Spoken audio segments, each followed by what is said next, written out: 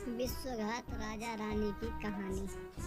सालों पहले लखनपुर नाम के राज्य में बीमा नाम के राजा का शासन हुआ करता था। वह बहुत महत्वाकांक्षी था और अपनी प्रजा से बहुत प्यार करता था। उसके राज्य में चारों ओर खुशहाली थी, लेकिन राजा रानी खुद हमेशा दुखी रहते थे।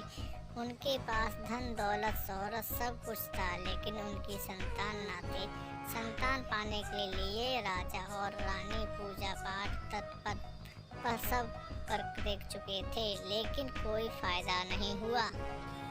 एक दिन मास्टरी के कहने पर राजा ने महायज्ञ कराने का फैसला किया। यज्ञ और भगवान के प्रताप से राजा को एक बहुत सुंदर कन्या की प्राप्ति हुई। राजा रानी के साथ पूरी प्रजा खुशी से झूमने लगी। राज्य में चारों तरफ खुशी का माहौल छा गया और राजा ने सारे नगरवासियों को पिता बनने की खुशियों में भोग पर आमंत्रित किया। धीरे धीरे समय बीतने लगा। राजकुमारी बड़ी होने लगी। वह काफी सुंदर और गुणवान थी। राजा रानी उसे देखकर ही खुश रहने लगे, लेकिन एक दिन उसकी खुशी को मानो जैसे नजर लग गई। राजकुमारी बीमार पड़ गई। बड़े बड़े वैद्य नीम हकीम सब इलाज में जुटे, लेकिन कोई फायदा नहीं हुआ। प्रतिदिन राजकुमारी की हालत बिगड़ती जा रही थी। राजकुमारी के ऊपर कोई दवा असर नहीं कर रही थी। राजा को लगने लगा कि एक बार वह फिर निसंतान हो जाएंगे। एक दिन दूर देश से एक वैद्य राजा के महल पहुंचा। देखने ही वह अजीब सा था और उसने ठीक तरह से कपड़े भी नहीं पहने हुए थे, जिस वजह से सैनिकों ने उसे राजमहल में प्रवेश करने से रोक दिया। वैद्य ने राजा से एक बार मिलने की बहुत गुजारिश करते हुए कहा कि मैं राजकुमारी को ठीक कर सकता हूँ, लेकिन किसी ने उसकी बात पर यकीन नहीं किया। सैनिक उस वैद्य को राजा के पास लेकर गए। वैद्य ने सबसे पहले राजा को अपना परिचय दिया और कहा कि मैं आपकी बेटी को ठीक कर सकता हूँ। राजा उसकी बात सुनकर प्रसन्न हुआ, लेकिन उसका रहन सहन देखकर राजा ने भी उस पर यकीन नहीं किया। इधर राजकुमारी की तबीयत दिन प्रतिदिन खराब होती जा रही थी, इसलिए राजा किसी वैद्य पर यकीन नहीं कर पा रहा था। लेकिन उस वैद्य को आत्मविश्वास देखकर राजा ने उसे एक मौका देने का फैसला किया। राजा ने वैद्य से बोला कि अगर राजकुमारी ठीक नहीं हुई तो अंजाम भुगतने के लिए तैयार रहना। इस पर वैद्य ने बोला ठीक है, लेकिन अगर राजकुमारी ठीक हो गई तो मुझे क्या मिलेगा? राजा ने कहा जो मांगोगे मिलेगा। वैद्य राजी हो गया। राजा खुद उस वैद्य को लेकर राजकुमारी के पास गया। राजकुमारी बिस्तर पर बेजान सी लेटी हुई थी। ऐसा लग रहा था जैसे किसी ने उसका सारा नूर निकाल लिया है। चेहरा दर्द में डूबा पीला पड़ गया था।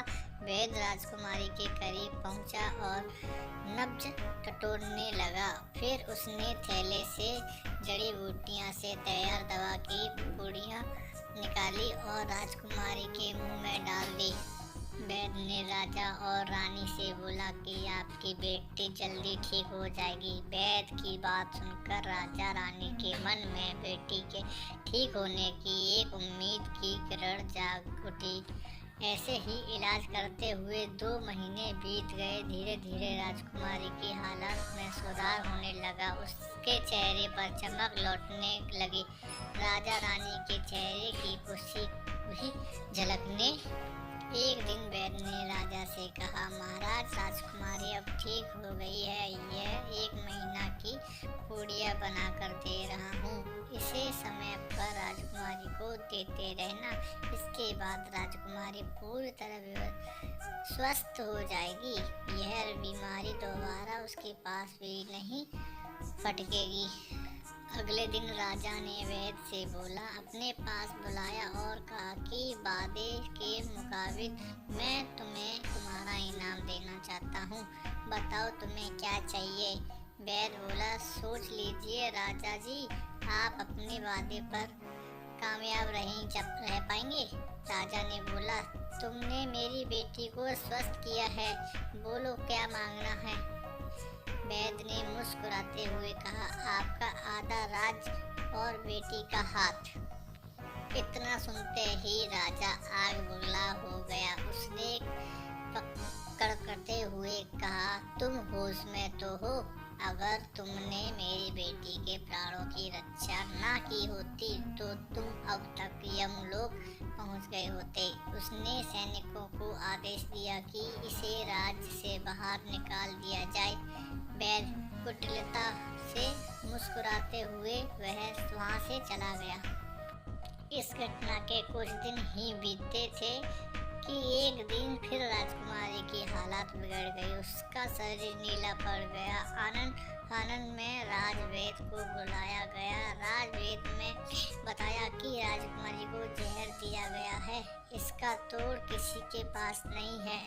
कुछ देर बाद राजकुमारी ने दम तोड़ दिया। पूरे राज्य में मातम छा गया। राजा रानी शोक में डूब गए।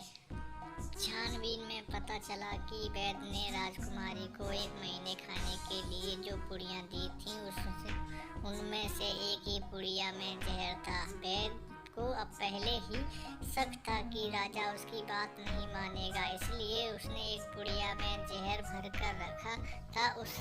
उनसे सोचा कि अगर राजा शादी के लिए मान जाता है तो वह जहर वाली पुड़िया हटा देगा, लेकिन अगर नहीं माना तो उसकी सजा राजकुमारी को भुगतनी होगी। वैद्य की चाल कामयाबी हो गई। कहानी से सीख, अगर किसी को कोई वादा किया है तो उसे पूरा जरूर करना चाहिए।